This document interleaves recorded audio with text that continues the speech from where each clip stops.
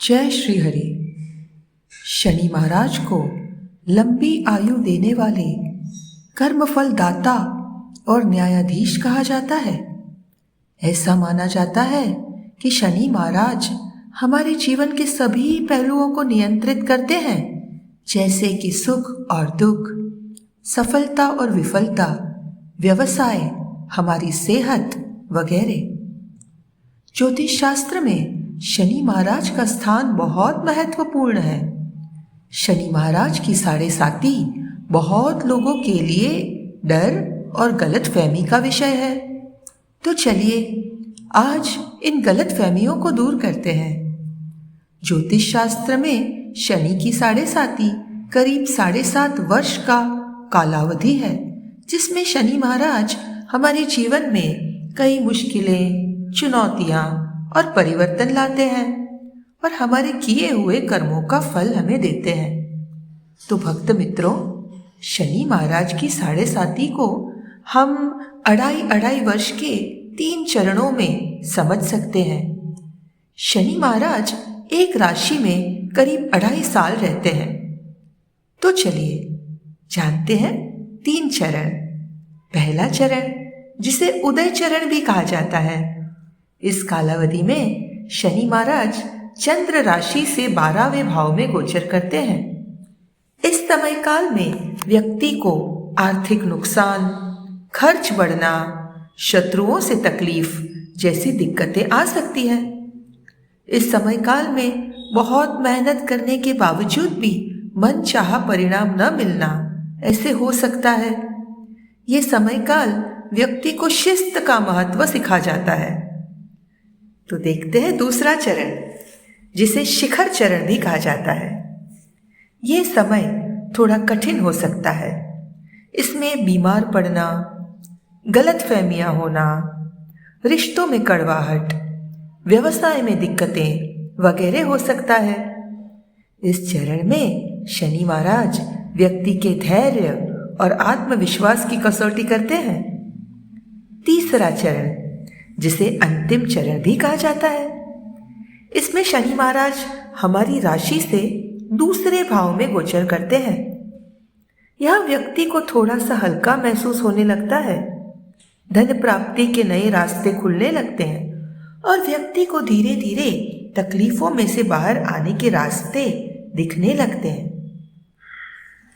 तो मित्रों, शनि महाराज कभी किसी को दुख देने के लिए तो आते ही नहीं हैं।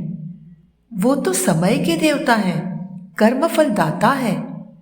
जैसे किसान खेत में बीज बोता है और उसे फल मिलता है, उसी तरह शनिदेव हमारे किए हुए कर्मों का फल ही हमें देते हैं। तो भक्त मित्रों, क्या हमें शनिदेव से डरना चाहिए? ऐसा बहुत लोग सोचते हैं। लोग शनिदेव से डरते भी हैं, क्योंकि शनि महाराज शिस्त और सत्य के देवता हैं।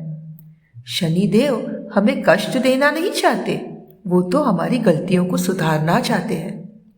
जैसे सोना अग्नि में तप के अग्नि की तपिश से शुद्ध होता है, वैसे ही साढ़ेसाती में इंसान तेजस्वी बनता है। उसका अहंकार पिघल जाता है और वो सोने की तरह शुद्ध और निर्मल बन जाता है। एक बात कहूं मित्रों, बहुत से महान लोगों की जिंदगी में साढ़ेसाती के दरमियान ही सफलता की नींव डाली गई थी। जैसे कि हमारे माननीय प्रधानमंत्री श्री नरेंद्र मोदी जी और श्री अमिताभ बच्चन। अगर इंसान मेहनत करने के लिए तैयार हो और अगर उसके कर्म शुद्ध हो, तो सच मानिए शनिदेव आपको रंक में से राजा बना देंगे, फर्श पर से अर्श पर ले जाएंगे। तो मित्रों, चलिए जानते हैं इस साढ़ेसाती के तपिश को, इस साढ़ेसाती के ताप को कम करने के उपाय क्या है। साढ़ेसाती के नकारात्मक प्रभाव को कम करने के लिए, शनिदेव को शांत करने के लिए ऋषियों ने कुछ शास्त्रोक्त और सरल उपाय बताए हैं। यही मैं यहाँ पे बताना चाहती हूँ। पहला उपाय, हनुमान चालीसा का नित्य पाठ। क्योंकि शनिदेव ने हनुमान जी को वचन दिया है कि जो भक्त हनुमान जी की पूजा करेंगे, हनुमान चालीसा का पाठ करेंगे उसे वो कभी परेशान नहीं करेंगे। इसीलिए 7:30 के समय काल में तो रोज हनुमान चालीसा का पाठ करना ये एक श्रेष्ठ उपाय माना जाता है। दूसरा उपाय, कर्म शुद्धि। किसी का बुरा ना चाहना, किसी का बुरा ना करना और मेहनत करने से पीछे ना हटना। तीसरा उपाय, दान। शनिवार के दिन काले तिल, काले उड़द, लोहे की वस्तु या फिर काले कपड़े का दान जैसे कि कंबल जरूरतमंदों को जरूर से करिए।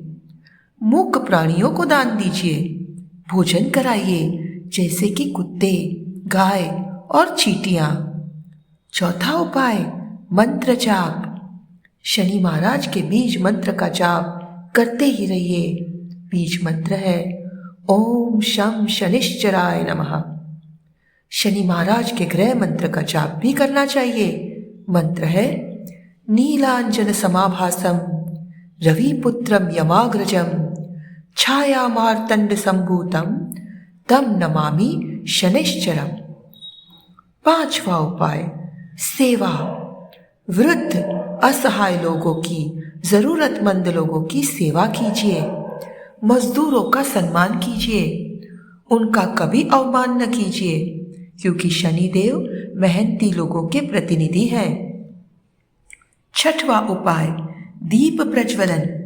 शनिवार को संध्या काल में शनिदेव के सामने या फिर पीपल के वृक्ष के नीचे सरसों के तेल का दिया जरूर से जलाइए। दिए में काले उड़द रखना शुभ माना जाता है। पीपल के वृक्ष की जल और कच्चे दूध अर्पण करिए और बाद में पीपल के वृक्ष की परिक्रमा कीजिए। ऐसे करने से अटके हुए कार्य पूर्ण होने लगते हैं। तो मित्रों, शनि महाराज की 7:30 हमेशा अशुभ नहीं होती। 7:30 तो व्यक्ति के कर्मों पर निर्भर है। अगर व्यक्ति सच्चा है, मेहनत करता है, सीधे मार्ग पे चलता है तो उसके लिए ये समय काल बहुत शुभ साबित हो सकता है। इस समय काल में उसे रिद्धि, सिद्धि, मान, सम्मान, व्यवसाय में सफलता, धन लाभ, आध्यात्मिक जागृति सब कुछ मिल सकता है। तो मित्रों, 7:30 तो हर एक के जीवन में कभी न कभी आती ही है। 7:30 से डरना नहीं है। ये समय तो व्यक्ति को सुधरने के मौके देता है। तो हे शनिदेव, इस वीडियो को सुनने वाले हर एक भक्त पर कृपा कीजिए, दया दृष्टि रखिए और जाने अनजाने में कोई गलती हो गई हो तो हे न्याय के देवता, उन गलतियों को माफ कीजिए।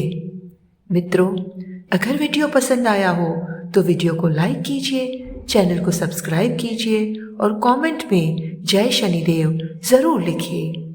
जय शनिदेव।